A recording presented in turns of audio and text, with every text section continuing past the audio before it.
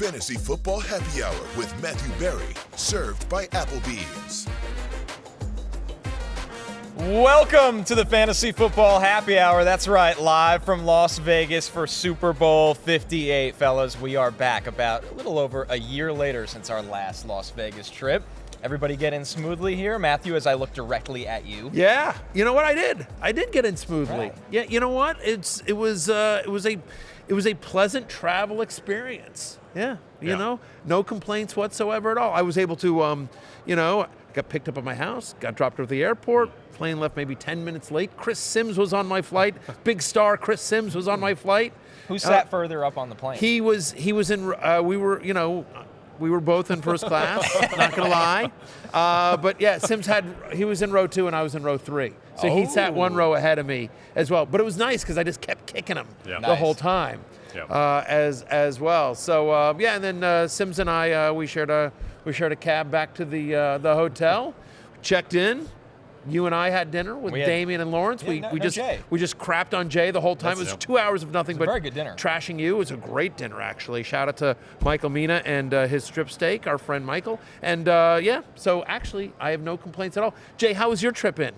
My trip in was great, and we'll get to an element of it in last call. But we're going to talk about Super Bowl MVP at some point this week. But just want to say there was an early MVP, and that's you, Matthew Berry, for showing some restraint in Las Vegas last night. I heard there was an early bedtime, which is, I believe, the first of its kind on any of our Vegas This is a true story. This is a true story. Me and Connor, Lawrence Jackson, of course, Lord Don't Lose, and our producer Damian, the four of us, we went out to dinner last night. And they were very nice to us at the restaurant. Great service as well. And I guess they enjoyed us so much, or there was fans, I don't know, for whatever reason. They were like, at the end of dinner, they brought the check. They said, by the way, here's a bunch of shots on the house. And we're like, what is this? And they're like, it was like an espresso martini shot. Right. And it was like 10:30 at night or whatever. And we were like, we're on air at like 7 a.m. tomorrow morning. Like, we cannot, like, do you understand, like, me turning down a free shot, period, but especially in Vegas, do you understand that, that was plus 600? Yeah. That I would say higher. Yeah. Yeah, I was shocked. Because you are a big Vegas guy. I love right, Vegas. Matthew? Yeah, your eyes kind of light up. If the Super Bowl could be here every year, I think you'd take that. I'm a big Vegas guy. I love the town. I lived in L.A. for over 15 years, and so it's an easy jaunt.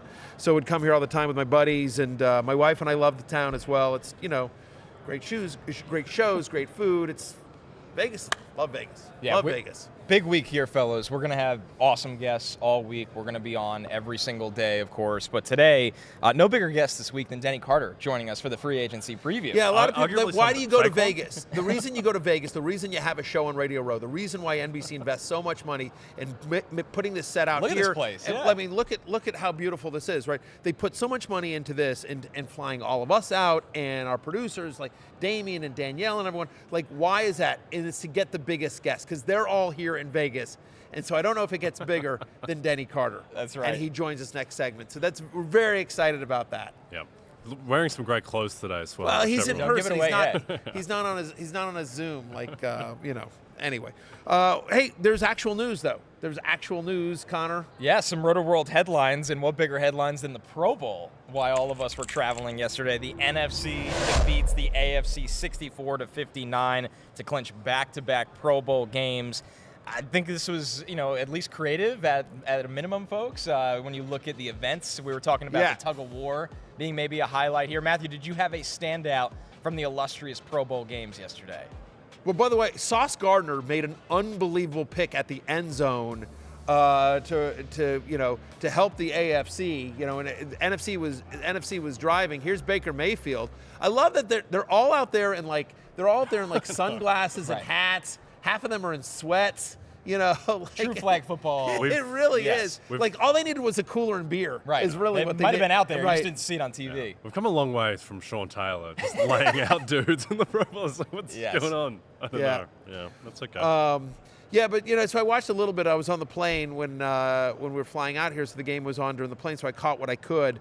And so I did see the Sauce Gardner pick, which was great. Gardner Minshew converting a touchdown. Very odd coaching choice by Kate Manning for the AFC. Had Gardner Minshew in the second period when they needed to sort of build a lead, and he had C.J. Stroud in on the fourth place as well. Here's what the scoring is weird. So the NFC just completely kicks ass at like all the BS kind of games, right? The whatever kick-tac-toe is, and that, like whatever, a tug of war and the move the chains and the, Madden NFL head-to-head, all that kind of stuff. So the truth of the matter is in the actual flag football game, the AFC beat them 50-34. Peyton completely outcoached Eli, but Eli gets the win again because the events. because of all the stupid events. And at the very end of the game, C.J. Stroud on 4th down, he had Jamar Chase open in the flat, doesn't hit him, tries to force the ball into Keenan Allen. Jalen Johnson makes an unbelievable play, knocks it away at the last second. NFC preserves the victory here. I was rooting for the AFC, personally. Why? Was there a reason? Well, they're not like there were any commanders on the NFC team Fair as enough. well. I like Peyton more than Eli. There, I said it. Wow. You can tell there was an underlying reason. It didn't take much to get it out of No, him. listen, I like Eli. I have no issue with Eli, but I've done an episode of Peyton's Places. Like Peyton has had me on his show. I did an episode of Peyton's Places where we discovered the birthplace of fantasy football. Eli's never had me on Eli's Places. Got catching up. So to you. yeah, I'm Team Peyton. Screw that. Yeah, 100%. Okay. Well, as a diehard Giants fan, I have to be Team Eli, but that's okay. We should have more kicking drills in the Pro Bowl. I think that's what I would really excel at with my Australian rules backgrounds. But yeah, not enough kicking for my liking. No more punting.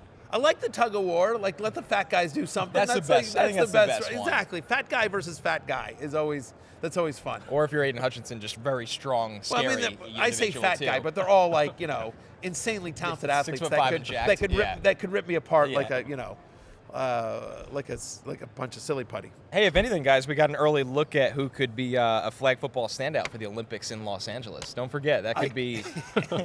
That's going to be so great. Yeah, we've talked about this. It's going to be so great because like it's going to be like a school teacher in Croatia trying to guard Jamar Chase on a 101 dig route. They're just like it's going to be like ridiculous. Yeah, that's unbelievable. Lots happening around the Olympics and global events. I'm very excited for the World Cup final at MetLife Stadium in 2026. We're talking about that, Connor. Famous soccer venue. Yes. Yeah. I think that we've avoided a world war now for a good 78 years or so. That might produce it getting in and out of MetLife Stadium for a World Cup final. Just thinking about how difficult it is to get in there for Jets Dolphins. And now they're going to have a World Cup final there.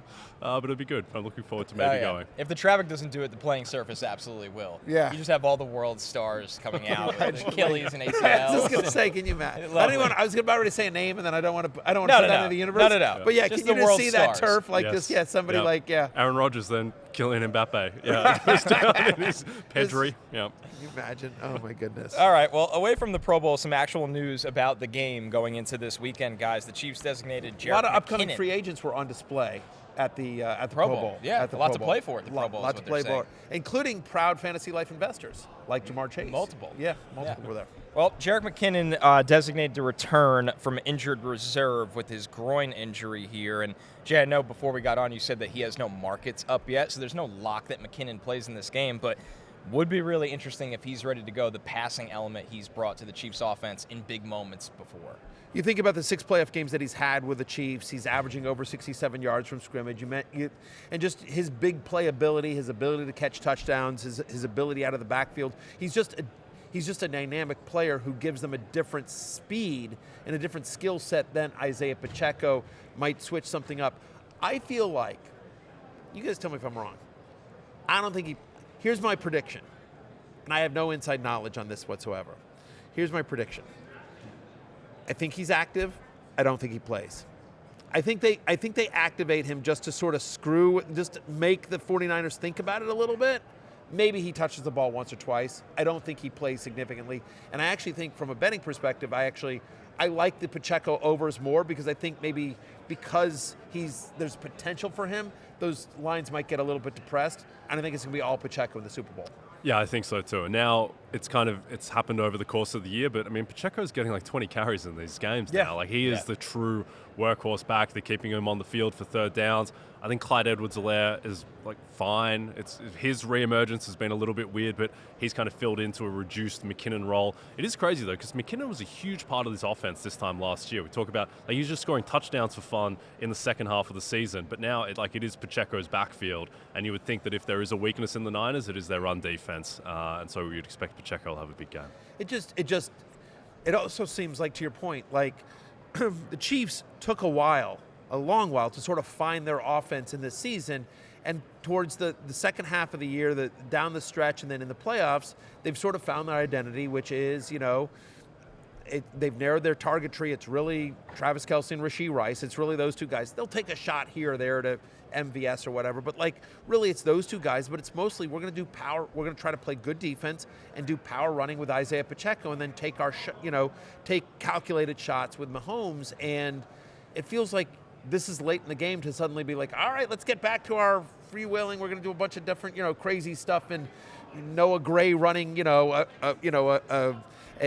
reverse in the backfield, all the dumb, right? Yeah, all the dumb. You know what I mean? I just feel like it's like this is the time where you simplify, just like, to use a cliche, but you dance with a girl that brought you, right? And it feels like good for McKinnon, but hard to see him having an impact on this game. Yeah, and your plane buddy, Chris Sims, he talks about this a lot, where everyone thinks about the Chiefs, or they have historically as this finesse team that's built on Mahomes' genius. This is a team of big, bad dudes. They are extremely physical, and when you look at what particularly Detroit did to the San Francisco run defense and what they did, where every running play was starting 3 yards forward with the push that the Lions were getting, so you would expect that the Chiefs will lean on the run, at least early. And we're gonna talk about breaking down the game obviously all week long, but specifically later in the show we're gonna make our Super Bowl predictions in terms of who we think wins in the coming up a little bit later in the show. In more news, and of course this is with the coaching cycle right now, Fox Sports' Peter Schrager and many others have reported the Commanders are hiring Kliff Kingsbury as their offensive coordinator, Matthew.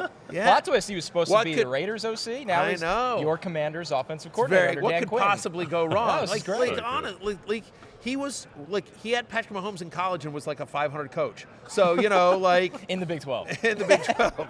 So, what could go wrong? And then you think about Arizona, where he was 28-37 and won, and so that's almost 500. Yeah. So improvement. I don't know. I've decided to try to be. I want to be supportive of it. And I think if they're obviously going to draft a quarterback, and so obviously given Kliff Kingsbury and his track record with Caleb Williams, there's a lot of conversation around, is that what the Commanders are going to do, whether he's there at 2 or do they try to trade up to 1? Do they, flip spots with the Bears, whatever. And I think if there's one thing, it is the development of Caleb Williams under Kingsbury as well as Kyler Murray. I mean, Kyler Murray was Offensive Rookie of the Year under Kliff Kingsbury. He took a lot of heat. Because they'd used an early round pick the year before. The Cardinals had, not Kingsbury. The Cardinals had the year before on Josh Rosen. And I was just like, you got to give Josh Rosen a chance. And Kingsbury, to his credit, was like, no. I know we used a top 10 overall pick on Josh Rosen last year. I don't care. Kyler Murray's the number 1 overall pick, and I'm going there. And I think history has borne out that to be the right decision. 100%. 100%. I think Kyler's a pretty good quarterback. You know what I mean? I don't want to get into a whole thing about Kyler Murray, but I think that was the right decision for that franchise. You know what I mean? I think Kyler Murray is so that's the best calling card I think you can say for Kingsbury. I think as well, it's such a weird case because, two and a half years ago, halfway through the season, the Cardinals were the 1 seed and Kingsbury was the Coach of the Year favorite. And then they just kind of fell off and they lose to the Rams in the first round of the playoffs when the Rams go on to win the Super Bowl. But I think the criticism, Connor, of Kingsbury is that in the NFL, his offense just hasn't been ultra sophisticated. Do you think that's fair? And what kind of level of offensive mind do you think he is? I think that, when you look at him coming from college, he's a guy that's going to spread the field out. He's going to put out 4 wide receiver sets. And I think it's also going to come down to what kind of personnel he's dealing with. Now, if you're looking for the reason to be optimistic about this hire, truthfully, is that this is a team that's going to be taking a very young quarterback 2nd overall, whether that's Caleb Williams, who's a huge supporter of Kliff Kingsbury, or that's Drake May, Jaden Daniels. Kliff is well-respected and well-liked and has a good rapport with young quarterbacks. That's not always the case in the league. I mean, look at what we just saw with the Panthers with Bryce Young and Frank Reich. It doesn't always work. So I think if you're looking for the actual methodology, behind this hire and thinking okay, why do you make this hire? It's absolutely stapling a guy that has a track record working with young quarterbacks and being well-liked by them. Yeah, for sure. And obviously, Dan Quinn's obviously going to have a significant amount of say in terms of the defense. So this is one of those things where it's just like, you know what? You do you. I'm going to be the head coach. I'm going to be the CEO of the team.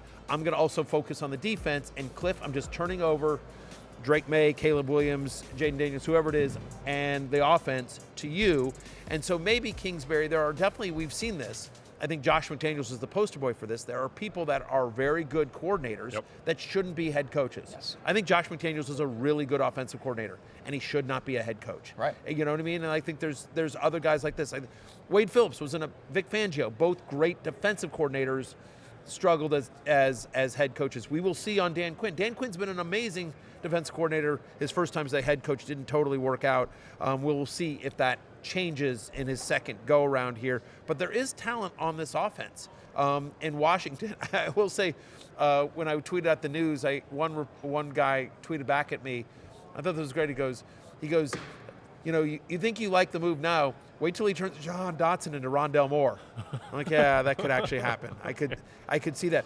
Part of the problem with the 4-wide system, Connor, to me, going from the pros to and we saw this with Spurrier too, is that when you run that in college, generally, like, you just have players that are faster than everyone else. Like, that was the thing. Spurrier's offense never worked in the NFL because when he was at Florida, like, he just had guys that were just so much better than everyone else. But you get to the NFL and, like, they're all fast. Exactly. You're creating space, right? That's the point. And it's like, okay, cool, I could throw a bubble screen 10 times a game, and 8 out of the 10 times he's going to beat the corner in front of him. Right. The way guys rally to the ball in the NFL, that doesn't work consistently. So I'm curious how Kliff's had a lot of time away from the NFL right now, and that's worked for guys at times. So maybe he can adjust, adapt, develop a run game in Washington that balances out that pass game where they do spread the ball. I will say, I just remember that, you know, we talked about this and this ended up continuing, but like when Kingsbury was in charge of the Cardinals, like James Conner got a ton. Like we talked about this fact that, like, by the way, I'm doing the stat off the top of my head, but I believe like the year that Kenyon Drake was their main guy. Kenyon Drake, I think, was second in the NFL in goal-to-go carries. Like, that's how, like, when they get in close, Kliff Kingsbury, at least traditionally, has liked to actually run the ball. Yep. And so Brian Robinson could have 15 rushing touchdowns next year, and like they're like, you know, 13 of them are from 5 yards or closer. So, you know, listen, I'm a Commanders fan. I loved the Adam Peters hire. The Quinn and Kingsbury hires, I'm sort of like, I'm trying to talk myself into it a little bit, if I'm being honest. You know what I mean? But like, I'm like, okay, well, maybe. But you know what? I am a big believer in Josh Harris. I am a big believer in Adam Peters. So I am willing to, like, okay, let's give it a shot. Let's give it a shot. Hail the Commanders. Hail victory. In more coaching news, we thought Kliff was going to the Raiders. They actually instead end up with Luke Getsy, the former Bears offensive coordinator. The Athletics' Vic Tafur suggests the Raiders' recent hiring of Getsy means the team will not be looking to trade for Justin Fields. Obviously, there's a little bit of a weird relationship this year in Chicago between Getsy and Fields, putting it kindly. That is putting it kindly as well.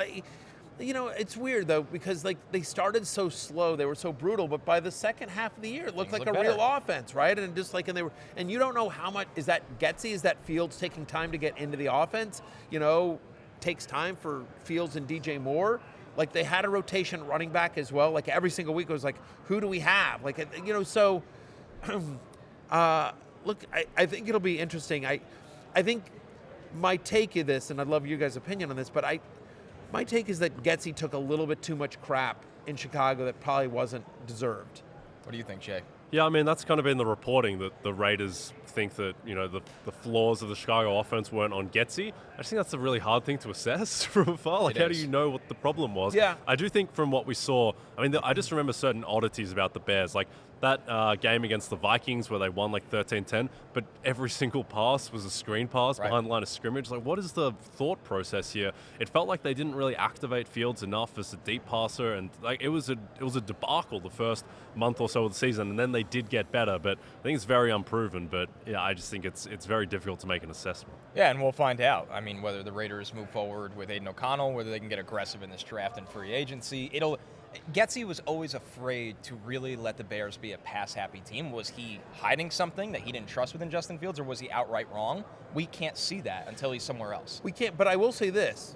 the last 2 years, the Bears have had a good running attack. Now, obviously, it helps when you have somebody as mobile as Justin Fields, but like they got production out of Khalil Herbert. They got production out of Deontay Foreman. Like they got production out of some of these guys here.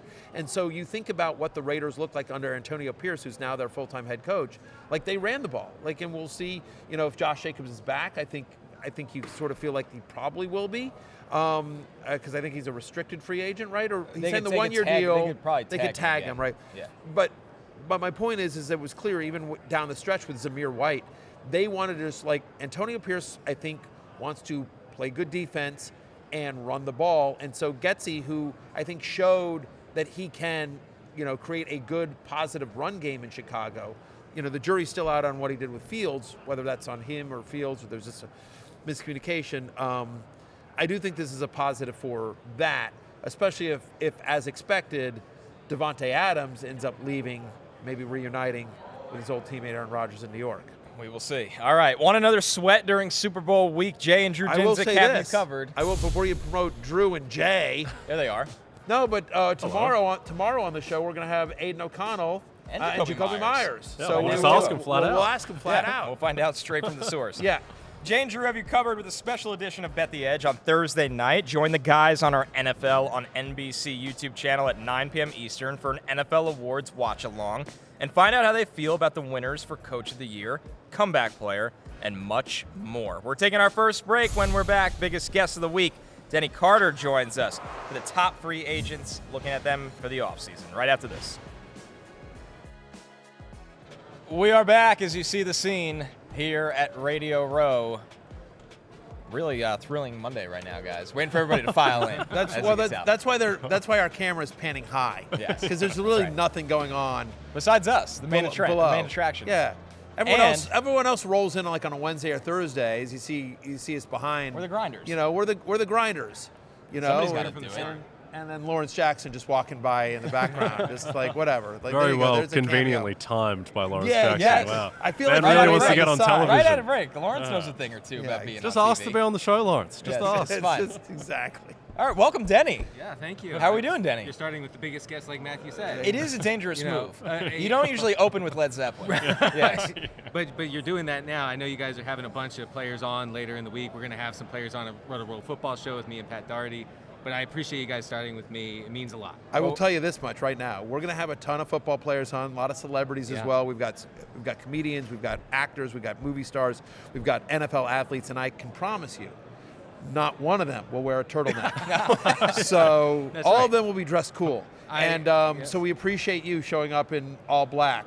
I wanted to go. I'm going with the Tom Cruise circa Minority Report look. I was going to say this is more of a Fox Mulder season 2 X-Files 1994. We'll go with that look. too. Yeah. I appreciate the Fox Mulder comp. I do. Tom Cruise's like 12th most popular movie. That's what you think of when you think of Tom Cruise. When you think of Tom Cruise, you think of you think of Top Gun, you think of all the Mission Impossible. If you're a millennial, you're thinking of Minority Report. I have to say, Minority Report really holds up. It does. It's extremely underrated. It is a top 6 top 8 Tom Cruise movie. Wow, that really dropped 6 off. doesn't give me a lot of wiggle room. There's a lot of really good Tom Cruise movies. Man, That's right. Speaking of fringe, top 8 to 12, how about Kirk Cousins at the top of our free agency preview? That's right. Mr. Top 12 quarterback here. Matthew, we were talking before the show. He's maybe the biggest needle mover out of the free agent quarterbacks. You see Kirk Cousins, Baker Mayfield, Ryan Tannehill, Gardner Minshew, Jacoby Brissett.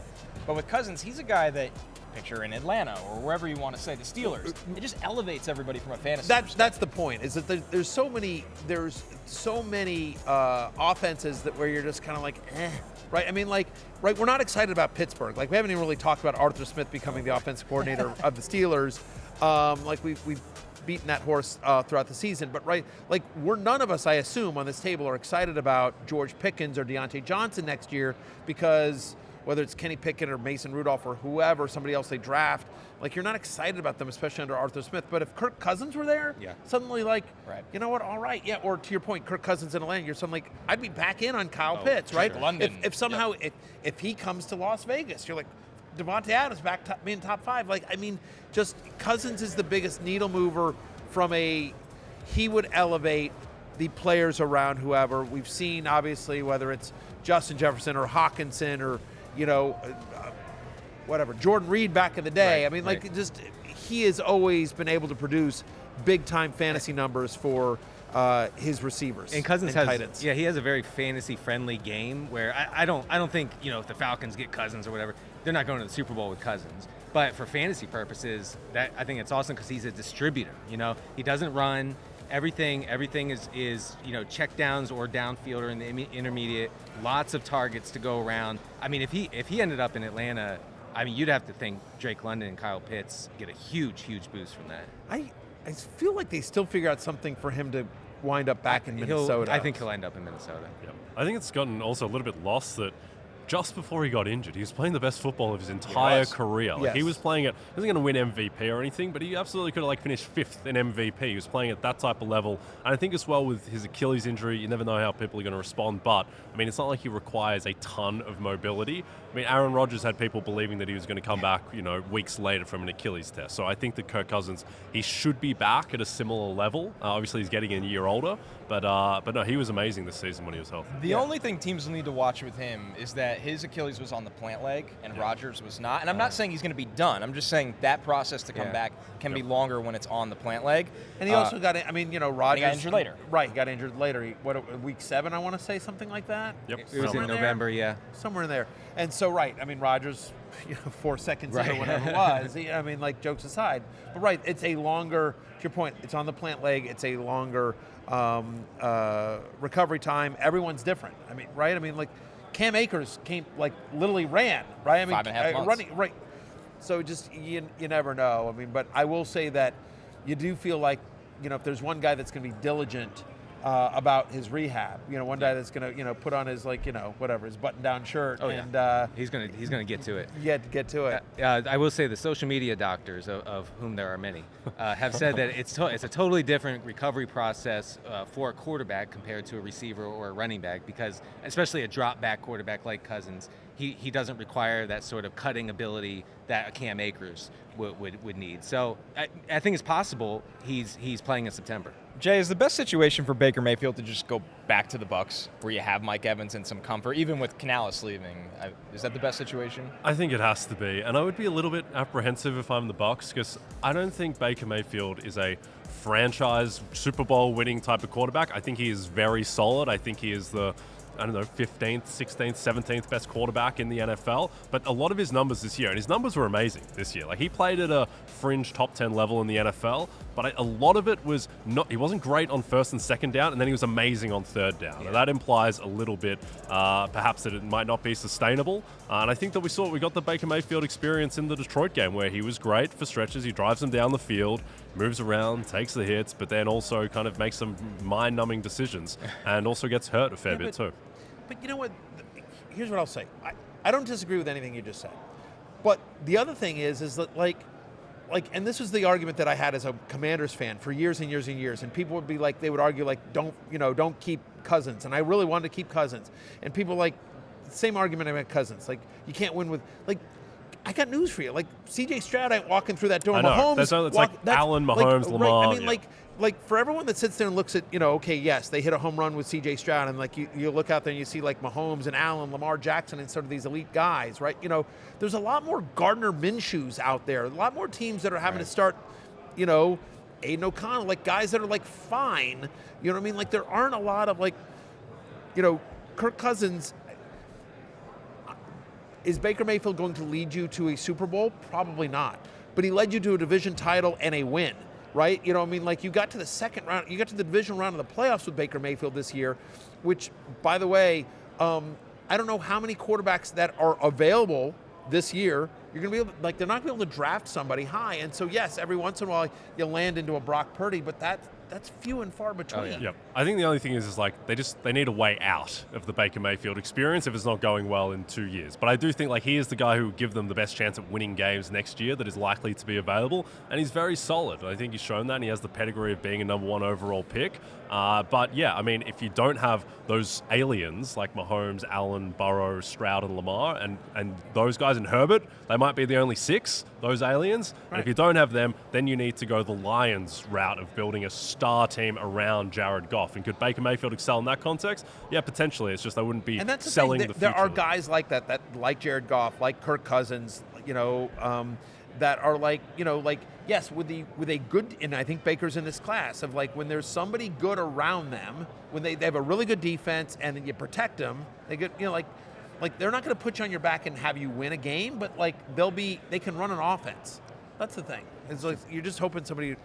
How many quarterbacks started a game this year? 67, something like that. Yeah. I mean, like it's ridiculous. Like, Tyson Bagent got 3 starts this year. I remember. That's the state of the league. I'm old enough to remember that. All the backups play. I mean, that's the Tim Boyle. that's the point. Tim Boyle played. Tim Boyle. Wild. Three games? Yes. Yeah, 3 right. games. I mean, like.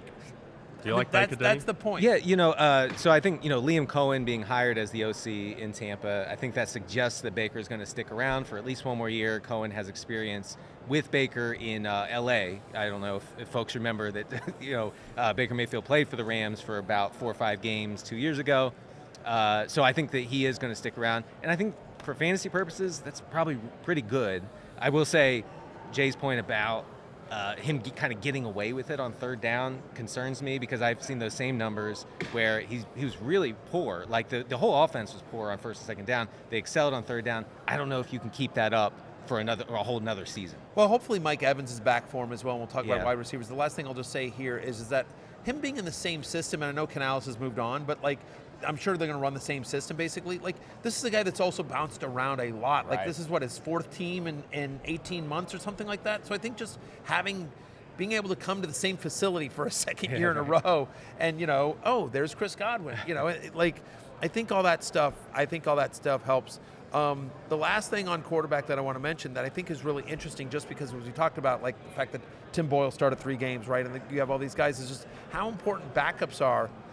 Denny, I think Jacoby Brissett's kind of interesting. Oh, yeah, definitely. I mean, imagine Brissett last year on the Jets. I'm sure Connor's thought this once or twice. Might be in the playoff hunt. They would point. be. Right, I probably think would they be. would be a playoff Yeah. team. Think about if the Browns didn't, if the Browns had never got rid of him, if he'd just been Deshaun's exactly. backup the whole year and they didn't Yes. have to screw around for a month before they found Flacco where they got lucky. The thing with Brissett is that he was highly efficient with the Browns as a starter in 2022, and then in his brief moments with Washington last year, he was efficient again, highly efficient, and he elevated the pass catchers. He elevated Terry McLaurin. Remember, Terry McLaurin became like the best receiver in fantasy for half of Terry one game. McLaurin. And so I think that Brissett has that ability. I don't think that he lands somewhere where he can start right away. But the way that, quarterbacks go through injuries, and Matthew just said 65, 67, whatever quarterback started, I think that Brissett could end up playing a lot of snaps this year for somebody, and I'm kind of excited about that from a fantasy standpoint. I actually think the Commanders should consider, I don't know if they will or not, if they could trade Howell, and then keep Brissett as a backup to The young Caleb number 2 Williams pick. or whatever. Right. Like That's that actually a would great be. call. I don't know if Brissett's going to want to go for that, but like They can't go with Howell, right? They can't possibly go with Howell next year. I don't think they will. No, I can't. I don't I think they can't will. imagine. But I will say this, I think Howell is I think Howell's a top 20-ish quarterback in the NFL as well. That's tough. I don't know. No, you don't. You got. He struggled showed so enough. Well, let's not forget that it was a very second year in the NFL, very dysfunctional team, brutal offensive line. I thought Howell made enough plays, showed enough flashes. There's something there. Now he may be more Gardner Minshew than Joe Burrow, but like Sam Howell, I think is I think he's a top 20-ish quarterback in the NFL. Let's move to wide receivers here. There's a lot of star power in this group. Now, of course, there's a chance that most of these guys get franchise tagged. They work in-house extensions. T. Higgins, Michael Pittman Jr. being the top candidates of that. Mike Evans, it'd be weird to see him ever leaving Tampa Bay. Yeah. And then Calvin Ridley, who does have a realistic shot to get to the free agent market. And, of course, Hollywood Brown. Denny, we have to start with T. Higgins because he's the case of a guy that has true number 1 potential, but he's never going to be the number 1 in the Bengals offense. It is incredible how he's performed when Jamar Chase has missed games. Over the past 2 seasons, when Jamar Chase has missed 5 games, in those games, T. Higgins has averaged over 9 targets per game and 102 receiving yards per game. That's opposed to 6 targets per game and 51 yards per game with Chase in the lineup. So basically, Chase just eats up the targets in that offense. We know that. You guys know that. Higgins also sees a lot more short and intermediate targets when Chase is out. And that's what makes the difference for him in fantasy, is that it's not all contingent on downfield, low percentage stuff for T. Higgins. If he can get it into an offense where he sees those sort of short and intermediate targets, easily a wide receiver 1, I think. Yeah, it's unfortunate because it's his free agent year, and you always like to have a great year, and he had the worst year of his career, right? I mean, he was wide receiver 40 on a points per game basis this year.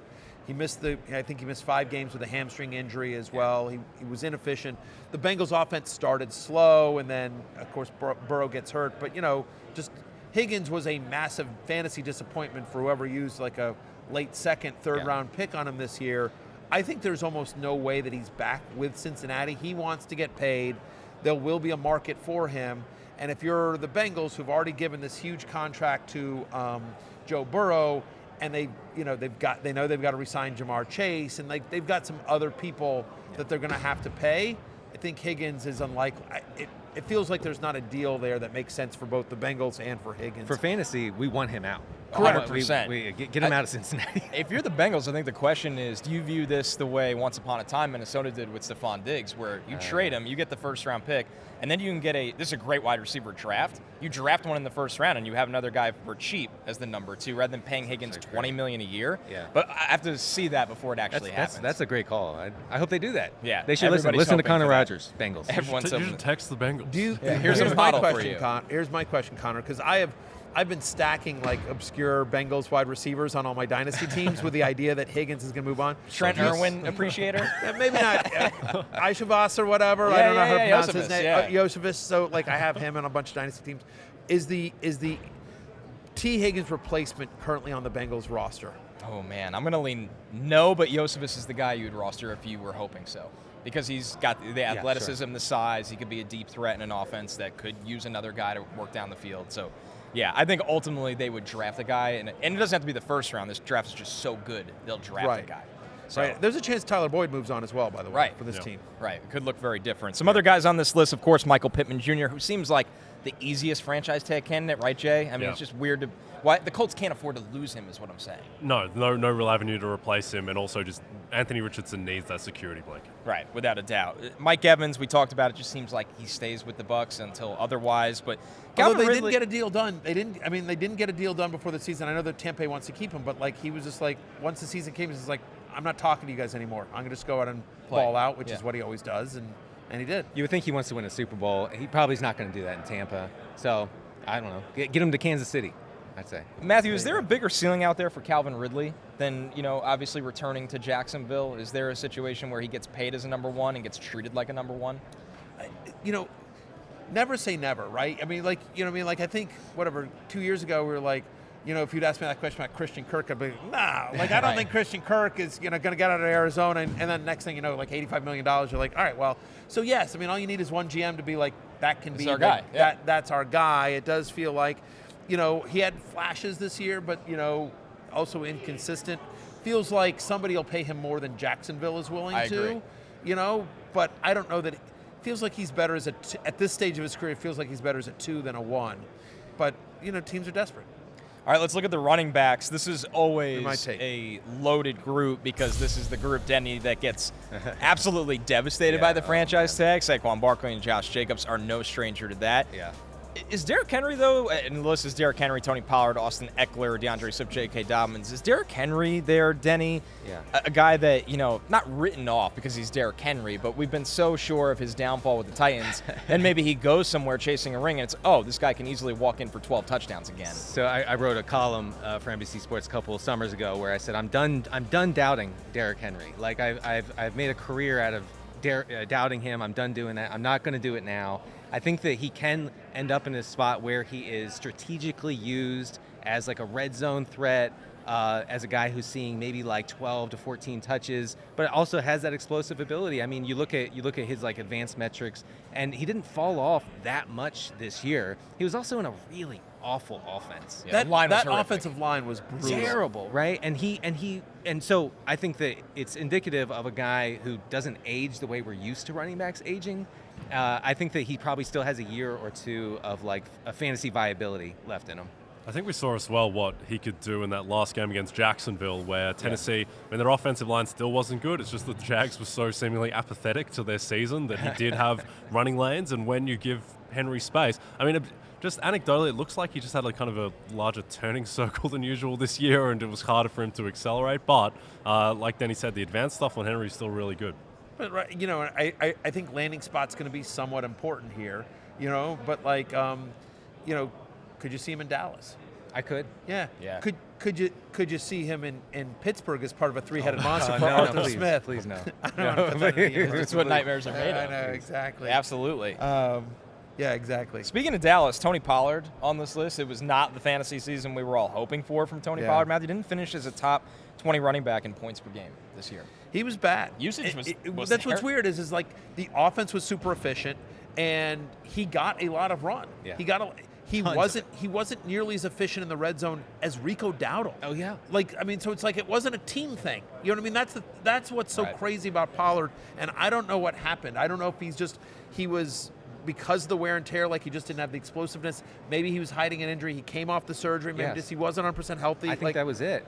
Because around Thanksgiving, Tony Pollard came out in an interview and said, "Hey, by the way, I'm fully healthy now from that leg break that I had last year." And we were all, "Wait, what?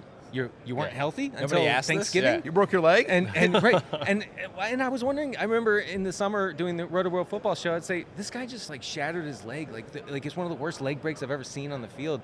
And no one, like the team's not talking about it. He's not talking about it. So I do think that maybe a year removed from that, we could see like the old Tony Pollard emerge. But yeah, last year was terrible. The red zone stuff was out of control bad for Tony Pollard.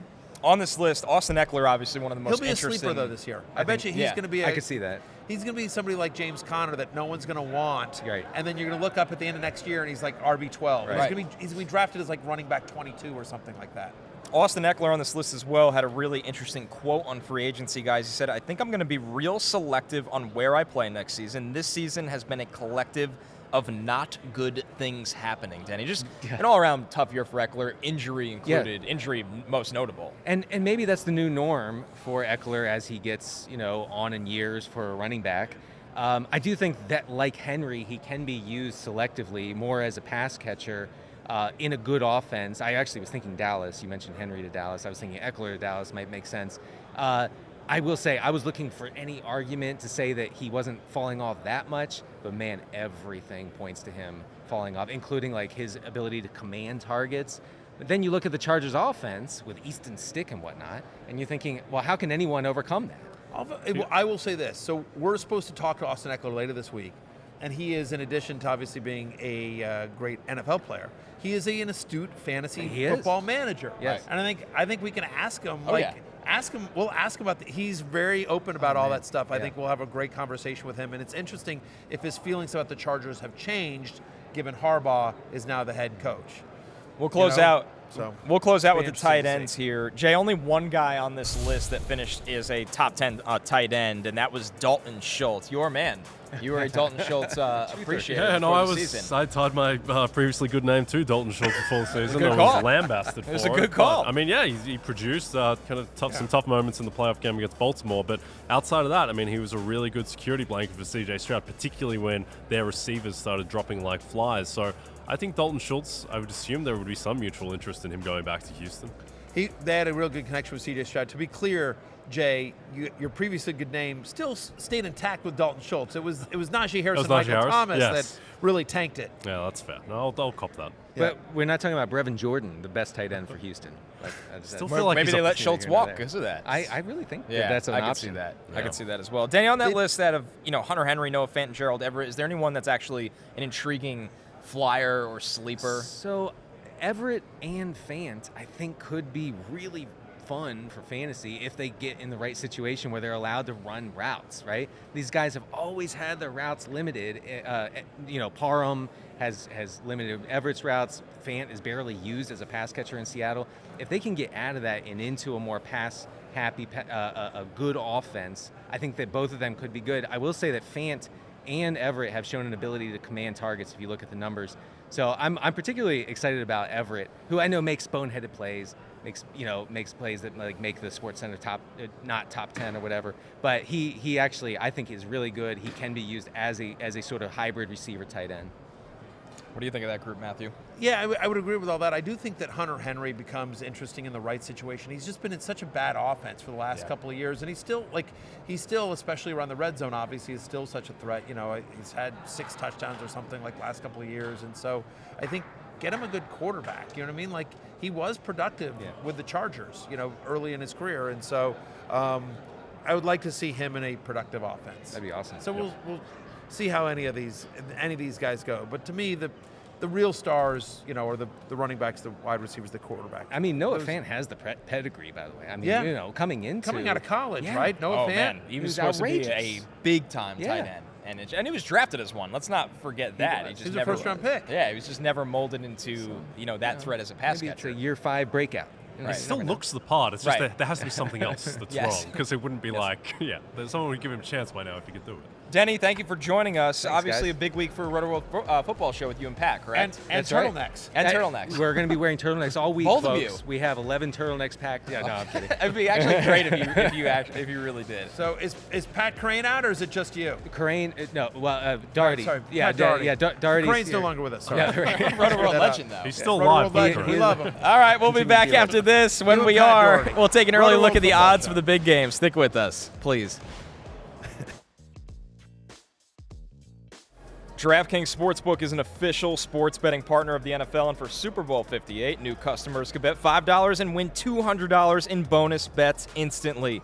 Download the app and use the promo code Barry when you sign up. DraftKings Sportsbook, the crown is yours. Even in Vegas, guys. Got to bring it. All right, as we look at the Super Bowl odds here, the 49ers opened up as 2.5-point favorites. They are currently 2-point favorites, while the point total opened at 48. It's only gone down to 47.5. Jay, is there a side or a lean on the total that you prefer early in the week right now? Yeah, there is, and screw you guys, because I know you both like the Chiefs. We go the Niners -2, baby. Me and Brock Purdy all the way to the mountaintop. We'll talk about the game a lot, but here's my overarching thought. Just people are making the case for the Chiefs. 2 things stand out. One, that Mahomes is just so much better than Purdy, and he's Mahomes. And then 2, that the Niners have a really bad run defense. Those things don't really match up, because the Niners' run defense gets exploited by leaning away from Mahomes. So I think the Niners' defense is going to look better, because I think they're going to get more pressure than they did against Green Bay or Detroit. So we'll go into more, but I like the Niners. Matthew? I take the complete opposite. Now, yes, I take both those opposite points. So give me the Chiefs +2. I think the Chiefs win, but I definitely like the Chiefs +2 here. Yes, Patrick Mahomes is better than Brock Purdy, right? Also, by the way, it is a bad run defense. Aaron Jones ran all over them in the playoffs. Detroit ran all over them. So I do think Pacheco has all that. You think about this Chiefs in this playoffs run. They shut down, and it's also the Chiefs defense, right? The Chiefs defense, right? They shut down Tua in Kansas City. They went on the road to Baltimore and shut down Lamar. They went on the road to Buffalo and shut down Josh Allen. Meanwhile, the Niners should have lost at home to both the Lions and the Packers. By the way, Andy Reid 6-1 in the playoffs with Mahomes when he's had a bye, off of a bye. The only loss is to Tom Brady in the Super Bowl and the Buccaneers. Brock Purdy is not Tom Brady. Yeah, I think for me, guys, I'm leaning with you, Matthew. It's just hard to bet against Mahomes right now. And when you look at the playoffs, the Niners, yes, they're here. They've underachieved the entire ride along the way. Is this where the hourglass finally empties out and it catches up to them? Or do we see their true form selves? Now, I just think the Chiefs defense is playing too high a level. They shut down Josh Allen and Lamar Jackson. They shut down Brock Purdy. Here's a bold prediction that I have no inside information at all, but crazy bold prediction. Chiefs win. Andy Reid retires, and the Chiefs announce Bill Belichick as their new head coach. Oh my goodness! Wow. Okay. All right. He's a free agent. He knows how to coach a superstar quarterback. I have no inside information. That is my bold prediction. Chiefs win, Andy Reid retires, and they hire Belichick. Pete Carroll joins as defensive assistant. I'm just saying. Mike Vrabel, defensive line It's coach. all happening. This is going to be fun for Kansas City. We're taking one more break. When we're back, more coming up, especially on Jay's adventure just to make it here to Vegas. Stay tuned.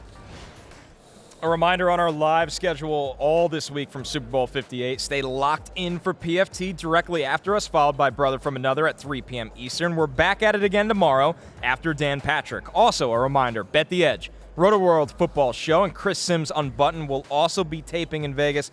all week long, so be sure to check them out as well.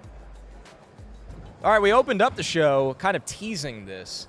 So, Jay, you get to the airport. Yep. You, fortunately, had a ride to the hotel, but not what you were expecting. No, I was expecting sedan, SUV, get a party bus that picks me up right. from the airport, but there's no one on it except for me.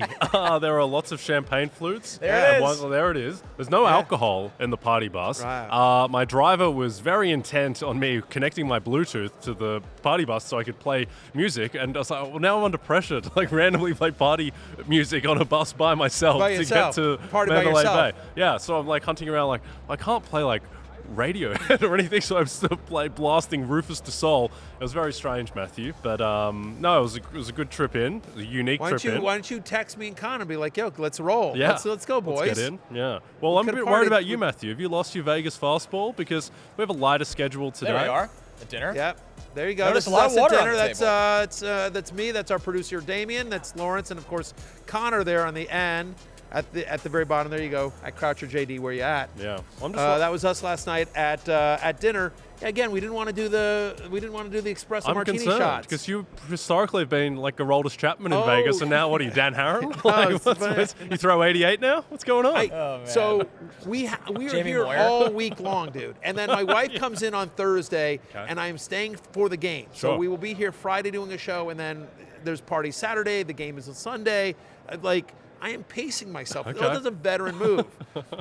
I will tell you, there was talk last night about Omnia tomorrow night, Jay Croucher. Oh, wow. The return. Okay. The return of Yes, the fatal return. Yeah, Yes. so maybe we'll do that. Omnia 2, Electric Boogaloo. Yeah, we might do that. We'll see. can't Don't wait. you worry. I'll be out and about The sequel. in the Vegas streets. Yeah. But early in the week, I try to Okay, ease try to into it. Yeah, no, Ease vet move, into it. vet Don't you move. worry I like about it. Yeah, I'm not going to okay. lie, my jaw dropped when I heard the actual quote come out of his mouth. I'm trying to pace myself this week. I am. It was night one. There's just Yeah. no way it lasts. By the way, literally the odds were like plus 2,000 that I would be the first one for the group this morning, and I was the first Yes. one. You were. I was can confirm. I got out of the elevator and I was Very like, confusing. wow. World is Right, I upside was down. the Surprised first you'll one ever ready Right. to walk out. Exactly. Well, that's it for us. Yeah. The good news is we're back every We are day. back tomorrow with a lot of big names. Maybe not Denny Carter big, but big names Big for. You don't have to go home, but you can't stay here. For Jay and Connor, I'm Matthew and Denny Carter. We'll see you tomorrow. Peace out. Hey, it's Matthew Berry from NBCSports.com and Rotoworld.com, and I want to thank you so much for watching whatever it is you just watched, or if nothing else, being too lazy to click out of the autoplay after this video started, after whatever it is you actually wanted to watch finished. But now that you're here, I'd like to take a moment here to ask you respectfully now, okay? I'm asking you respectfully to subscribe to the NFL on NBC YouTube channel. You'll get the latest Rotoworld fantasy news headlines, all sorts of great shows, including my own Fantasy Football Happy Hour. So go subscribe now. Again, I'm asking respectfully.